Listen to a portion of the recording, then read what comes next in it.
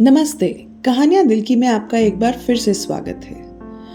आज की हमारी कहानी बताती है कि परेशानी जितनी भी बड़ी, जितनी भी भयानक लग रही हो, अगर हमारे साथ उसे बांटने के लिए कोई है तो वो खत्म तो नहीं होती, पर उसे बर्दाश्त करना आसान हो जाता है। तो चलिए शुरू करते हैं आज की कहानी, जिसका शीर्षक है इंतजार का खेल। कॉलेज का कैफे उस शाम असामान्य रूप से शांत था। केवल कपों की खनक और अपने लैपटॉप पर झुके हुए छात्रों की धीमी धीमी आवाज सुनाई दे रही थी। आरव और मीरा अपने पसंदीदा कोने वाले बूथ पे बैठे हुए थे। उनकी कॉफी जो कि तो पड़ी थी। उनके चेहरे पर चिंता और थकान का मिश्रण साफ झलक आ रहा था।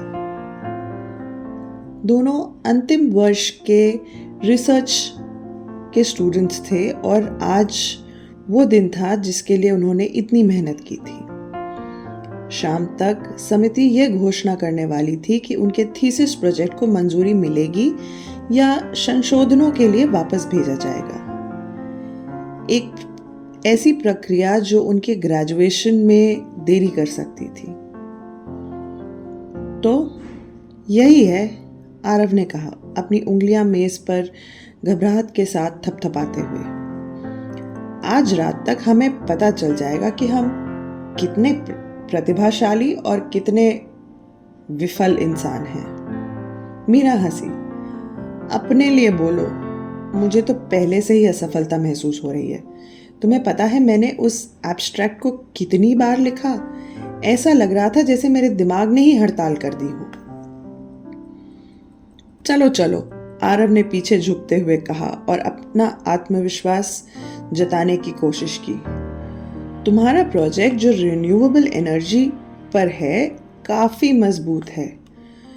तुमने इस पर क्या 1.5 साल लगाए होंगे कम से कम। वे इसे अगर मंजूरी नहीं देंगे ना तो मूर्ख लगेंगे। मीरा ने हल्का सा मुस्कुरा दिया। और तुम्हारा एआई पे आधारित एजुकेशनल मॉडल, तुम इस विचार से तो दूसरे सेमेस्टर से जुड़े हो। अगर इसे मंजूरी नहीं मिली ना तो इस संस्थान को अपनी मानसिक प्रतिक्रिया पर पुनर्विचार करने की जरूरत है। सही, आरव ने मुस्कुराते हुए कहा। लेकिन वह मुस्कान जल्दी ही फीकी पड़ गई, बशर्ते वह ये ना सोचे कि यह बहुत महत्वाकांक्षी है या पता नहीं व्यवहारिक नहीं है। शायद मुझे कुछ आसान चीज पर ध्यान देना चाहिए था। मीरा ने अपनी आंखें गोल घुमाई। फिर से शुरू हो गए तुम। तुम्हारा हमेशा हर चीज बहुत महत्वाकांक्षी ही होता है ना। याद है जब वो कोडिंग मैराथन था और तुमने यही कुछ शब्द कहे थे और उसका नतीजा क्या था? तुमने पहला पुरस्कार जीता था। वो अलग बात थी, आरव ने विरोध किया। वो मेरी पूरी जिंदगी का फैसला नहीं कर रहा था। मीरा ने एक लंबी सांस ली और अपनी हथेली पर अपना चेहरा रखते हुए कहा, तुम्हें क्या लगता है वे इसे संशोधन के लिए वापस भेज सकते हैं? अगर उन्हें ये पसंद नहीं आया तो? अगर उन्होंने कहा कि ये पर्याप्त विस्तृत नहीं है या मेथोडोलॉजी खराब है? आरव आगे बढ़ते हुए भौएं उठा के बोला, मेथोडोलॉजी? तुम्हारे पास 150 पन्ने की मेथोडोलॉजी है। उन्हें इसे देखने के लिए अंधा होना पड़ेगा। बिल्कुल, मीरा ने टेबल पे हाथ पटकते हुए कहा। लेकिन क्या होगा अगर उन्होंने सोचा कि ये कुछ ज्यादा है, जैसे बहुत सारे अनावश्यक विवरण? हो सकता है मैंने उन्हें चार्ट्स और ग्राफ से डरा दिया हो। अनावश्यक विवरण? आरव ने हंसते हुए कहा, तुम डिटेलिंग की क्वीन हो। अगर कुछ और नहीं तो तुम्हारे ग्राफ्स शायद उन्हें तुम्हारा प्रोजेक्ट समझने का एक मात्र तरीका होंगे। और सच कहूं तो प्रोफेसर्स को ना चार्ट्स से बड़ा प्यार है। उन्हें देखकर उनको लगता है जैसे कुछ वैज्ञानिक देख रहे हो। मीरा ने एक छोटी सी मुस्कुराहट दे दी। सही है, लेकिन अगर उन्हें लगा कि मैंने जरूरत से ज्यादा कोशिश की है, जैसे वे पूछे क्या तुम वास्तव में इसको वास्तविक दुनिया में लागू कर सकती हो? ओफो, चलो चलो, आरव ने आगे झुकते हुए कहा। तुम्हारा प्रोजेक्ट वास्तविक समस्याओं का समाधान करने के बारे में है मीरा। रिन्यूएबल एनर्जी कोई काल्पनिक सपना नहीं है। अगर वो कुछ कहेंगे तो शायद ये पूछने के लिए कि तुम इसको अमल में कब ला सकती हो। मीरा ने सर झुकाकर हामी तो भर दी। चलो ठीक है, लेकिन अब तुम्हारे बारे में बात करते हैं। तुम्हारा एआई मॉडल जो व्यक्तिगत शिक्षा के लिए है तो शानदार, लेकिन क्या तुम्हें नहीं लगता कि कुछ पैनल के सदस्य इसे देखकर डर महसूस कर सकते हैं?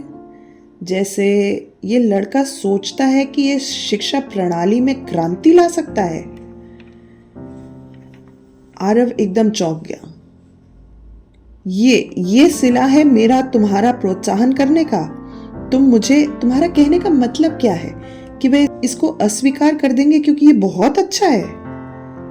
नहीं, मीरा ने हाथ रक्षात्मक रूप से उठाते हुए कहा, मैं बस ये कह रही हूं कि उन्हें अगर लगे कि ये बहुत भविष्यवादी है। तुम जानते हो ना ये एकेडमिक पैनल वाले कैसे होते हैं। हो सकता है वे कुछ अधिक व्यवहारिक चाहते हो।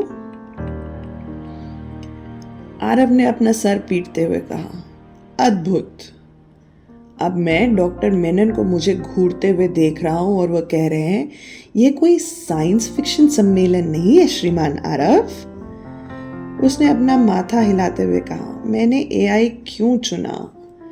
मुझे कुछ सुरक्षित पर टिके रहना चाहिए था, जैसे डेटा एनालिसिस। हर किसी को डेटा एनालिसिस पसंद आता है। हाँ जरूर, मीरा ने मुस्कुराते हुए कहा, क्योंकि कुछ भी क्रांतिकारी और दिलचस्प तो सिर्फ पाई चार्ट्स और ग्राफ्स में ही दिखता है ना। कुछ पलों के लिए दोनों चुप हो गए। स्थिति का बोझ उनके ऊपर जैसे बैठ सा गया हो। हर पल एक नया ख्याल, एक नया सवाल, और उन सब का जवाब एकदम नकारात्मक ही दिख रहा था। क्या होगा अगर वे इसे सिर्फ अस्वीकार ना करें? आरव ने सोचते हुए बोला, क्या होगा अगर वे सोचें कि यह इतना खराब है कि मुझे फिर से शुरू करना चाहिए, जैसे पूरा प्रोजेक्ट रद्द करो और नया विषय चुनो। मीरा ने नाटकीय रूप से कहा, हे भगवान, ये तो मेरे साथ भी हो सकता है। कल्पना करो अगर वे कहें, अच्छा प्रयास था मीरा, लेकिन ये वो नहीं है जो हम चाहते थे। अगली बार ज्यादा मेहनत करना। आरव ने एक बार फिर से अपना सर पकड़ लिया। अगली बार? मैं इतना इंतजार नहीं कर सकता। मेरे माता पिता ना मुझे घर से ही निकाल देंगे। वे कहेंगे, आरव बेटा, हमें लगा था तुम प्रतिभाशाली हो, लेकिन जाहिर है तुम सिर्फ एक दिशाहीन सपने देखने वाले इंसान हो। और मेरे माता पिता शायद कहेंगे, मीरा, तुमने इंजीनियरिंग क्यों नहीं की? Renewable energy? जब तुम अपने ग्रेड नहीं बचा सकती तो दुनिया क्या बचाओगी? मीरा ने अपनी मां की आवाज की नकल करते हुए कहा। दोनों एक पल के लिए एक दूसरे को घूरते रहे और फिर हंसी में फूट पड़े। उनके डरावने ख्यालों की मूर्खता को उनको नजरअंदाज करना अब मुश्किल हो रहा था। तुम जानते हो, आरव ने कहा, कि शायद हम मूर्खता कर रहे हैं। संभव है कि वो वहां बैठकर हमारी जिंदगी और करियर बर्बाद करने की योजना नहीं बना रहे हैं। मीरा ने भी सहमति में सर हिला दिया। हाँ, कह तो सही रहे हो। वो तो सिर्फ अपना काम कर रहे हैं ना। अगर उनके पास कोई आलोचना होगी तो वह हमारे काम को बेहतर बनाने के लिए होगी। वे हमें बर्बाद करने के लिए वहां नहीं बैठे हैं। बिल्कुल, आरव ने पीछे झुकते हुए कहा। और ईमानदारी से कहूं तो हमारा काम इतना भी खराब नहीं है। हमने इसमें वर्षों की मेहनत लगाई है और वो इसे इस तरह से नजरअंदाज नहीं कर सकते। मीरा मुस्कुराई, हाँ, और अगर उन्होंने संशोधन मांगे भी तो ये दुनिया का अंत नहीं होगा, हम इसे संभाल सकते हैं। सही कहा, आरव बोला। हम एकदम फ्लेक्सिबल और समस्याओं को सुलझाने वाले हैं। हम अभी भी उस ईमेल का इंतजार कर रहे हैं जो हमारी जिंदगी बर्बाद कर सकता है, मीरा ने बीच में टोकते हुए कहा। हे भगवान, सोचो अगर हम यहाँ बैठे हैं और नेटवर्क की वजह से हमें ईमेल ना मिले। आरव ने तुरंत अपना फोन चेक किया। नहीं, अभी कुछ नहीं आया है। जैसे ही आरव ने यह कहा, मीरा का फोन बजा। दोनों एक दूसरे को देखते हुए जम से गए। चमकती स्क्रीन उनको टाइम बॉम्ब की तरह लग रही थी। आ गया, मीरा ने हकलाते हुए धीरे से कहा। खोलो, आरव ने उसे उकसाया। नहीं, पहले तुम खोलो, मीरा ने जवाब दिया। मेरा फोन नहीं बजा है, तुम्हारा बजा है, आरव ने अपने चुप फोन को देखते हुए कहा। एक लंबे समय के बाद एक गहरी सांस लेते हुए मीरा ने ईमेल खोला। उसकी आंखें स्क्रीन पर तेजी से दौड़ रही थी, लेकिन उसके चेहरे पर कुछ भी नहीं पढ़ा जा सकता था। तो आरव की आवाज में घबराहट थी और चेहरे पे सवाल। क्या लिखा है? मीरा के चेहरे पर धीरे धीरे मुस्कान फैल गई। मंजूरी मिल गई, मेरा प्रोजेक्ट मंजूर हो गया। आरव ने राहत की सांस ली। मैंने कहा था, मुझे पता था प्रतिभाशाली हो, मीरा ने हंसते हुए कहा। हाँ, चलो अब तुम्हारी बारी, चेक करो अपना फोन फिर से। तभी आरव का फोन बजा। वे एक पल के लिए उसे देखता रहा। अचानक उसकी हथेलियां पसीने से भीग गई थी। अगर ये खराब खबर हुई तो? ऐसा कुछ नहीं होगा, मीरा ने उसको साहस देते हुए कहा। खोलो, तुम खोलो अपना ईमेल। कांपते हुए हाथों से आरव ने अपना फोन अनलॉक किया और ईमेल खोला। मीरा की तरह ही उसकी नजरें शब्दों पर दौड़ रही थी और उसका दिल तेजी से धड़क रहा था। मंजूर, मिल गई मेरे भी प्रोजेक्ट को मंजूरी। मीरा खुशी से चिल्लाते हुए खड़ी हो गई और उसने आरव को गले से लगा लिया। मुझे पता था, देखो हम दोनों बच गए। पता नहीं क्या अंट शंट सोच रहे थे सुबह से। आरव ने मुस्कुराते हुए कहा। जी, तुम सही थी, सारी घबराहट बेकार थी।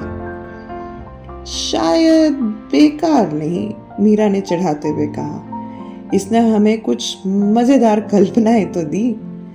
आरव हंसते हुए बोला, सच, लेकिन अगली बार मुझे याद दिलाना कि स्नैक्स साथ रख लूं। ये तनाव झेलना बड़ा ही थकाऊ होता है। मीरा ने अपनी ठंडी कॉफी का कप उठाते हुए कहा। हमारे प्रोजेक्ट और इस इंतजार के खेल को खत्म होने के लिए एक कॉफी हो जाए। चीयर्स, आरव ने कहा, अपने कप को उसके कप से टकराते हुए। और ये दोबारा नहीं करना है। मैं बिल्कुल सहमत हूं तुम्हारी इस बात से, मीरा ने हंसते हुए कहा। लेकिन हम दोनों को जानते हुए हम शायद फिर से यही करेंगे। इसके साथ ही दोनों दोस्त अपनी कुर्सियों पर आराम से बैठ गए। उनकी हंसी कैफे में गूंज रही थी, जैसे अनिश्चितता का भार आखिरकार हल्का हो गया हो। अपने इस तनाव भरे दिन को कैसे दोनों ने एक दूसरे के ऊपर सहारा लेकर कितनी आसानी से बिता दिया। अब सोचिए, जिस तरह के ख्याल उनके मन में आ रहे थे, अगर वो अकेले बैठे होते तो उनका क्या ही हाल होता। अनिश्चितताएं हमें डराती हैं और कभी कभी ऐसा लगता है जैसे आगे बढ़ने का कोई रास्ता ही नहीं है और सब कुछ बस खत्म होने वाला है। ऐसे समय में अगर हम किसी अपने के साथ अपनी परेशानी साझा करेंगे तो वो आसान हो जाएगी, उससे आगे बढ़ने का हमें रास्ता ज़रूर मिल जाएगा। आशा है आपको आज की कहानी पसंद आई होगी। चैनल को लाइक, शेयर और सब्सक्राइब ज़रूर कीजिएगा। धन्यवाद।